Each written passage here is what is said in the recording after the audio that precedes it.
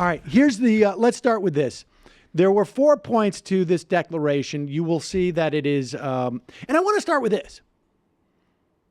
When I headline this, right, window dressing in Singapore, but that's better than a war, understand that the vast majority, the overwhelming sense that there might be a war came from Donald Trump in the first place, right?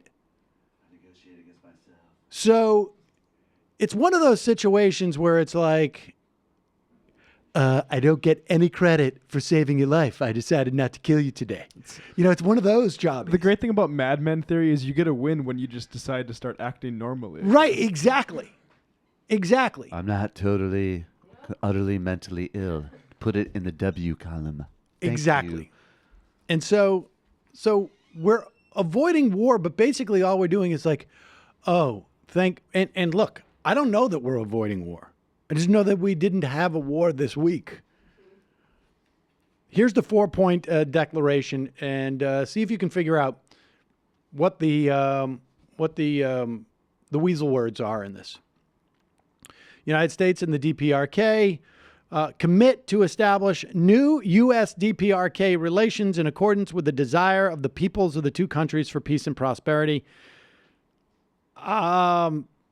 That's nice. They've committed to basically the pursuit of something good. The United States and the DPRK will join their efforts to build a lasting and stable peace regime on the Korean Peninsula. That's basically a restatement of the first thing. They will join their efforts. Number 3, reaffirming the April 27th, 2018 Panmunjom Declaration, the DPRK commits to work towards the complete denuclearization of the Korean Peninsula.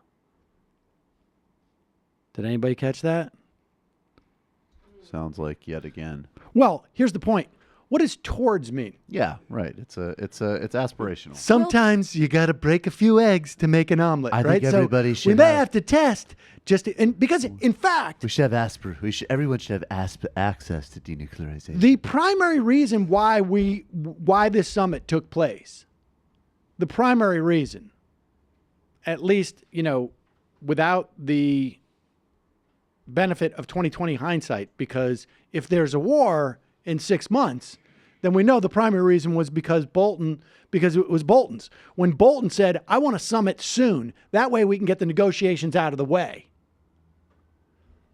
So, but as of today, the primary reason for this summit, the most rational assessment of that is because they had and by they, I mean the DPRK, had some successful tests of nuclear weapons and missiles. And so now they've got the leverage.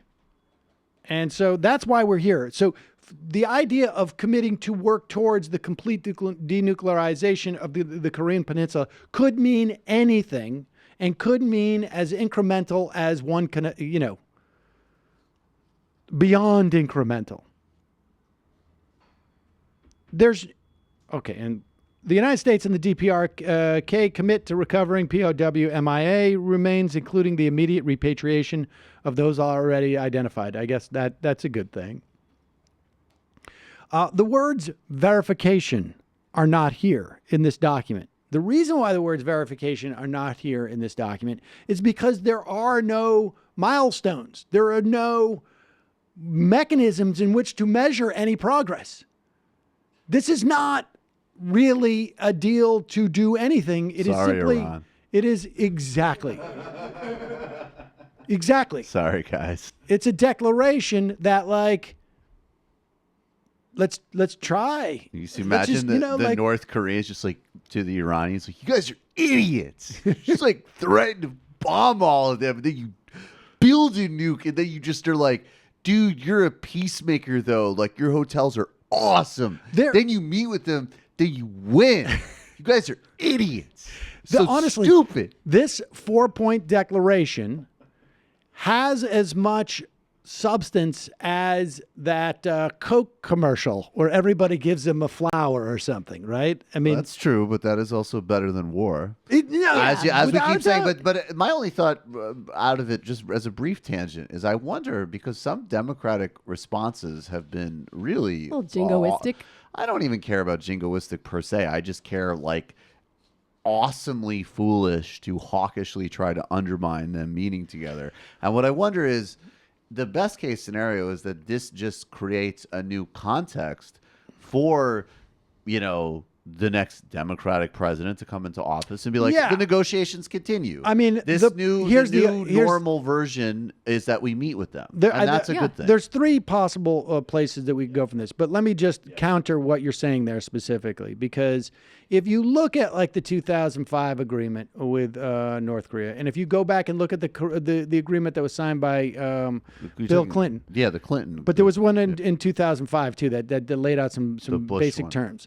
And the fact is that those did not necessarily have they did not land where they wanted them to. There is an argument. I don't think it's particularly strong, but there is an argument that the idea of the President of the United States meeting unilaterally with you has some value to you, particularly if you are a marginal figure in the world stage. Has a lot of value. Yeah, that's what I was going to say. And that giving that up and getting nothing in return is, you basically, wasted some of your firepower. You don't have a lot of leverage necessarily. And so, yes, there is a hope that something different will happen in the future than has happened in the past. Fine. But let's not get too carried away on the implications of that. Well, and I think like the criticism, I think, is not irrational.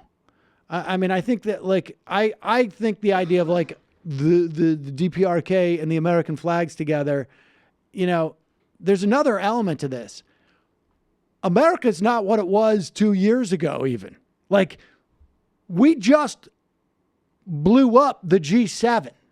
I think it's irrational and I would to say instigate Trump in a direction that is to say basically like you're being weak is never the thing to tell him. I guess, but never. he's not going to do anything anyways, no matter what. Well, wait a second. 6 months lastly, ago, everybody's freaked out that he was going to do something really terrible. Oh, yeah, I agree. So, but I'm saying precisely. I don't think that he's responding to what like Chuck Schumer says. And when you look on balance, the implications of what happened at the G7 and what happened with Canada could very well have far greater implications than what happened in Singapore. I mean, that would not be an irrational assessment at all. Well, Canada is not sitting on a nuclear arsenal that it's threatening to use. Well, They're but sitting on a he could get with Ivanka. But I got news for you. The North Koreans have not done anything different than they had done 3 weeks ago or 2 months ago or whatnot. I mean, the intentions that they have are no different. There's no reason to believe that there's even an iota of difference in their intentions. There's no evidence of it. Listen, the North Korea leadership has wanted to meet with all these people forever. Yeah, that's the point. Well, the whole strategy for this kid is to normalize North Korea. Well, and they're definitely achieving that. Is that such a bad thing? Like, if Kim Jong-un is acting largely out of a desire to be seen as legitimate in the eyes of the world, and he gets his wish in this instance, and is maybe less likely to but that's the operative to be part. violent as a result, that is a good thing. And maybe less like, well, first of all, I don't think he's going to be any less violent domestically. Yeah, people should not He's forget not going to not. their domestic I don't think reality. there's no reason to believe this guy's going to stop killing his family members or dissidents. That's so cool. Like, I'm not saying that this is a good government or a good ruler, but that doesn't mean that we should be hoping to get into a war with them or do some there's- sort of nuclear I brinksmanship. am not familiar with anybody in this room who has said that or who has What expressed about that or your implied that. membership in the committee Except for regime change in that, but North that's Korea? slightly I'm just different. saying, Be if they transparent. have a meeting and nothing is accomplished except for they both feel better, that's a good thing for two unstable dictators. Unless it further entrenches him and teaches him the lesson, this 35-year-old, that I can continue to wear down and still maintain the same threat posture I've had, still maintain the dictatorship I've had. I mean, Well, he's gonna maintain- all I'm saying is that I think on balance, like, I don't think there's anything bad with this, but there is a very rational argument that we have lost a certain amount of leverage and have not in any material way diminished the threat. That leverage didn't particularly work before. I mean, as That's true. evidence. And the second thing to true. say too is that it's also like, I think another part that people miss when they get so specifically freaked out about that, U.S. versus, Korea relationship is like, a major reason this happened is because of China still putting pressure and actually sealing up there is some actual work on like their security issues around their border with North Korea, and they've put a lot of pressure on him. Singapore, who does have diplomatic relations with them, pocketed the costs for the meeting, and there's like a peace movement in South Korea with a president who's like more popular than any of these people. Like, so I just think that like there's a broader pressure towards it happening, and sometimes these things do. Well, look, here's the three yeah. three things that could come out of this. One, that we get a real process. That this This is a process, though, I think is what we're arguing. Like, this is a process. It could be ridiculous in many ways, but it is literally a process. Okay. That we get a real process, one that will actually produce meaningful outcomes. Like, this is a process, but it also could just be a process of Donald Trump being able to say, like, I did something. Like, the implication, like, there's no substance to this. It is a process. I mean, arguably, our talking about it is part of the process too. And arguably, our talking about it will have as much implications as, these press conferences. First bilateral meeting between those two leaders is a huge deal in and of itself. But it's not as if we couldn't have had this bilateral meeting at any time. What does that have to do with how big it is? Well, because if it was always available for the U.S. president, it's not such an amazing feat. Okay, I don't. It's a major shift in how we've done things with them. I mean, It is a major shift no in how doubt we've done about that, things, yeah. and there's absolutely no evidence at this point that it's going to mean anything. I mean, I don't think Trump deserves credit or props in any way, but if the outcome of this meeting is that we are less likely to get into a war with North Korea, that's good. Yes, I agree. That is the operative word is the if. If the outcome of this meeting is that John Bolton gets what he wanted, which he literally stated, do a summit early so that we can show that negotiations are meaningless following that and we can get into a war, then it's a bad thing. Would you agree with that? Yeah, sure. Okay. So if good things happen after this, this is a good thing. If bad things happens after this, it's a bad thing. I mean, yes. And all I'm suggesting is that there's not a lot that's come out of this that gives us a sense that good things or bad things are going to happen. One of the following three scenarios seem to me to be equally possible. One is that a genuine process with timetables, with benchmarks,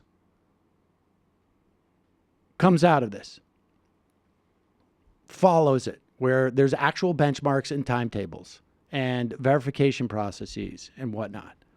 The other one is that they just have this meeting and Trump does not find it in his interest to be belligerent anymore like he was 6 months ago, and figures I don't have to test anymore because from a political standpoint, people think I have these weapons and they work.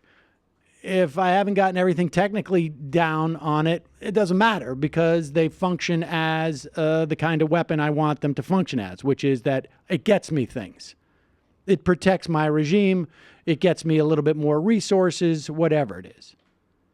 And the third version is that this is part of, what John Bolton wanted. They have the summit. Nothing comes out of it. And then we can go ahead with the war. Right now, there's anything he wants, I think it would be about moving troops potentially out of there to do something in the Middle East. I think that's a real, that's quite a bank shot. Trump announced that we're going to stop the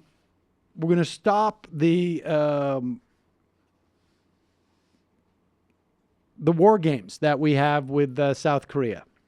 And let me tell you what the response was to that. Not from North Korea, but from the U.S. forces in Korea. It said, I'll tell you right now what the response was from. I can't find it. Vamp. Is his board up? That's the most important question. Is the board up? Oh yeah, okay. Yeah, I got it. You got it? Yeah. Here's a quote from the U.S. forces in Korea. What are you talking about? Right. U.S. forces in Korea said Tuesday it had received no instructions to stop upcoming military drills. This is according to a report from Stars and Stripes. In coordination with our South Korean partners, we will continue our current military posture until we receive updated guidance from the Defense Department and or Indo-Pacific Command. This was according to Colonel Jennifer Lovett. The South Korean president's office said Tuesday it was still trying to figure out what Trump meant. At this moment, we need to figure out President Trump's accurate meaning and intention, a South Korean statement said. We need to figure out what the hell is going on. Right now, the U.S. and South Korea are not engaged, and we're the only ones who make up our minds on this, Mattis said. So, this is a bit of a microcosm, I think, of what we could be watching here. Donald Trump comes out and says, we're going to end all military, we're going to send them all home. Just like he did with the transgender ban, right? And nobody got any orders, and it just sort of 3 months later, people were just like, what happened with that? They're doing military exercises, and then freaks out, says Donald Trump promised me, and Trump said, well, we canceled those, and then It's tough stuff. it's There were lots of easy. exercise. It's easy to imagine multiple scenarios that come out of this, and there's no evidence. I don't think people should be saying that he shouldn't have done this. And like I say, I don't think the costs are that high. I don't think it's an irrational argument to make that the costs that we've expended something and got nothing back. But in the main, I think let 1,000 flowers bloom. But you plant these, you don't know that. I do. It was just interesting. I like that you're quoting Mao in this conversation. Well, sure. But if you spread those seeds on a parking lot, don't hold your breath that there's going to be anything that's going to grow. Oh my God, I love it. Right. I love the Mao quote, which was a fake invitation for political debate, getting mixed with "Don't plant your seeds in non-fertile soil." I both quoted Mao. Handyman magazine and Mao. Yes, Steve McKenzie, who is a gardening expert. We should quote Mao That's. on I mean, the I show think more. that's where we are.